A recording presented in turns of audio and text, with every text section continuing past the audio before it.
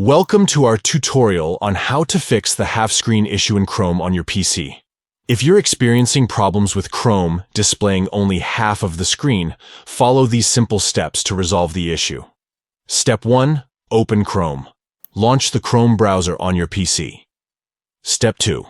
At the top right corner of the browser, click on the 3 vertical dots to access the menu. Step 3. Click on Settings from the drop-down menu. Step 4. In the Settings menu, select Appearance. Step 5. Under Appearance, locate and click on Page Zoom.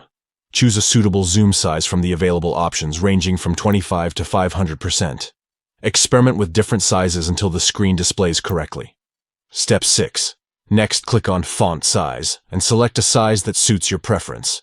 This will adjust the text size on the page. By following these steps, you should be able to fix the half-screen issue in Chrome on your PC. Enjoy a seamless browsing experience with a properly displayed screen. Thank you for watching. Don't forget to subscribe to our channel for more helpful tutorials like this one.